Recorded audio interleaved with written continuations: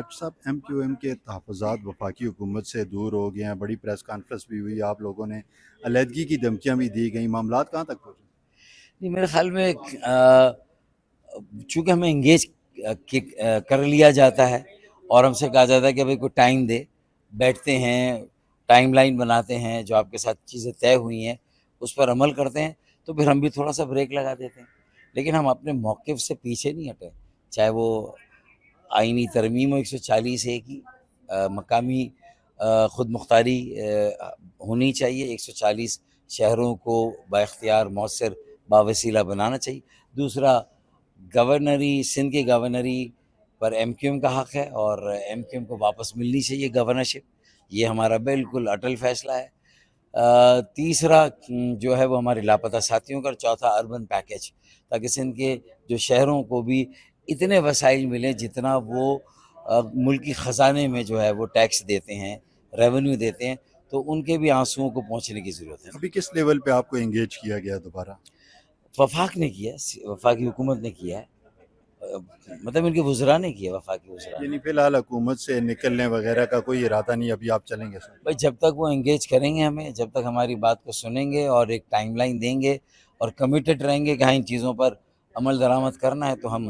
حجت پوری کریں گے، ہم بھی اتنی اسپیس اور اتنا وقت تو دیں گے نا۔ بلاول بھٹو نے جس طرح فلور پہ کہا تھا کہ آپ کے وزراء آپ سے تعاون نہیں کر رہے، یعنی ایم کیو ایم پہ انہوں نے کہا تھا کہ چاہیے یہ ہے کہ حکومت سے نکل جائیں، تو کیا واقعی وزراء جو ہے وہ پارٹی ڈسپلن میں نہیں ہے آپ لوگوں؟ نہیں دیکھیں، ایسی بات نہیں ہے، انہوں نے یہ کہا تھا کہ آپ کے مسائل وفاق سے ہیں، صوبے سے نہیں ہیں، حالانکہ یہ غلط ہے،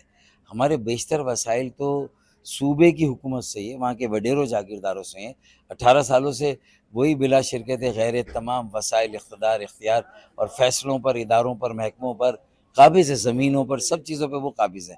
اور جو ستیہ ناش ہوا ہے، جو تباہی بربادی ہوئی ہے کراچی کی، وہ ظاہر ان 18 سالوں میں ہوئی ہے، اور 18 سال پہلے جب تک ہماری صحت تھی، ہمارا ایک اثر تھا، تو کراچی دنیا کا تیزی سے ترقی کرنے والا 12واں شہر تھا world economic forum Switzerland Davos کے مطابق، اور آج ورلڈ بینک کے مطابق کراچی دنیا کا جو ہے وہ ناقابل رہائش، چوتھا ناقابل رہائش شہر ہے، تو فرق صاف ظاہر ہے، مطلب ہمارے پاس جو 20 سال تھے اس میں ہمارا اصل ہمیں اختیار ملا 4 سال،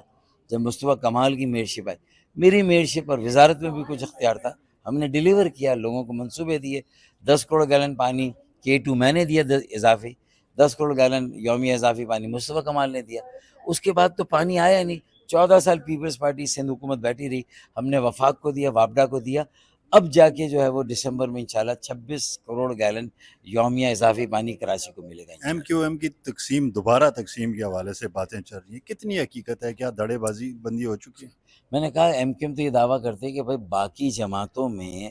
اور ملک میں جو ایک پولرائزیشن ہے اور ایک قومی یکجہتی نظر نہیں آتی سیاسی جماعتوں میں، تو ایم کیو ایم جو ہے اس کے پاس ایک مینجمنٹ ہے، وہ مکالمے میں ایم کیو ایم کی ایک تربیت ہوئی ہے، اور ہم کانفلکٹ مینجمنٹ، کانفلکٹ ریزولوشن،